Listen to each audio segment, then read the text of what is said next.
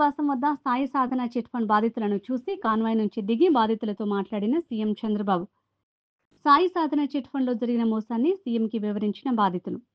తమని నమ్మించి మోసం చేసినట్లు సీఎంకి మొరపెట్టుకున్న బాధితులు. సుమారు 250 కోట్లకు పైగా మోసం చేసినట్లు సీఎంకి చెప్పిన బాధితులు. బాధితులను అన్ని విధాలుగా ఆదుకుంటామని బాధితులకు సీఎం చంద్రబాబు హామీ.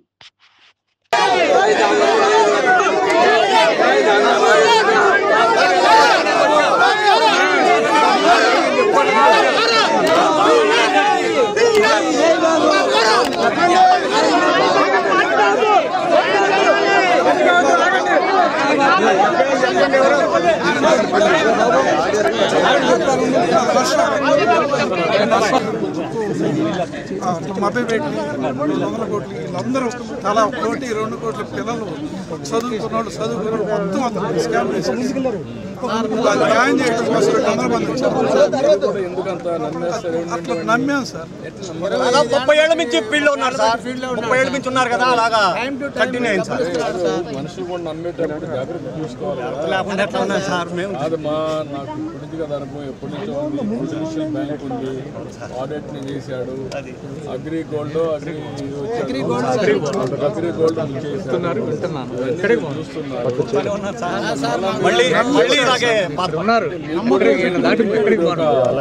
ఒక రోజు కష్టం వస్తున్నా ఒకడు మోసం చేశాడని తెలిసినా మళ్ళా టెంప్టేషన్, ఆ టెంప్టేషన్ తో తప్పులు చేస్తాను జీవితాలు.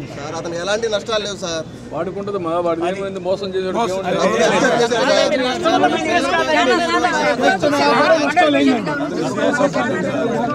పోలీసు వాళ్ళు కూడా పోలీసులు దాన్ని ఎంత చేయాలో చేస్తారు. జైల్లో బ్రహ్మాండంగా ఇది అవుతున్నారు సార్, రాజభోగాల్లో రాజభోగాలతో. I will treat him properly. దాని గురించి మీకు సందేహం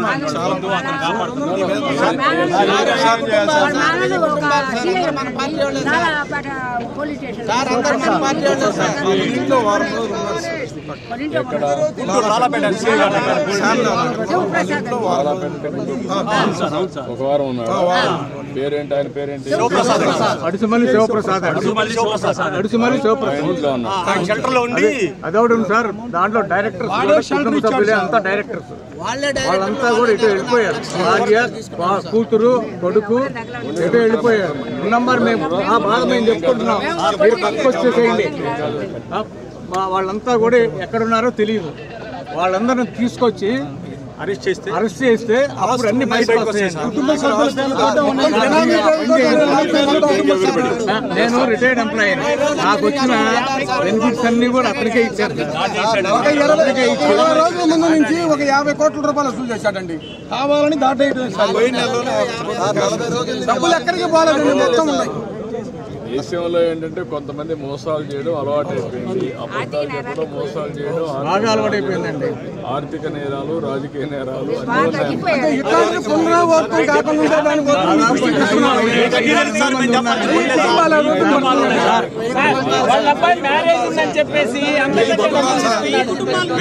కుటుంబాలు ఉన్నాయండి బాధితులు.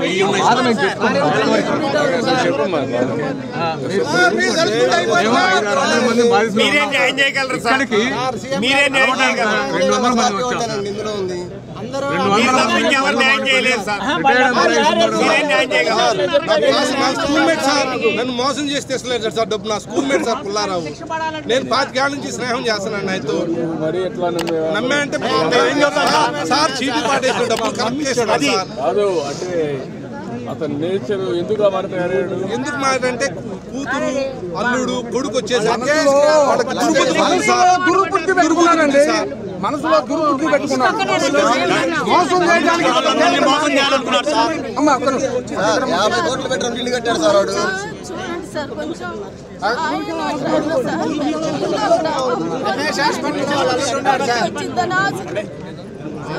ధైర్యంగా ఉండి చేస్తాను. ధైర్యంగా రమేష్ హాస్పిటల్లో 10% వాటా కొన్నాడని రూమర్ సార్. సార్ వాడనే డబ్బులు ఉంటాయి, బంగారం ఉంది, డైమండ్స్ ఉన్నాయి, అన్నీ ఉంటాయి సార్. మీరు కొంచెం దాటేసి మా అందరినీ దారిలో పెట్టాలి సార్.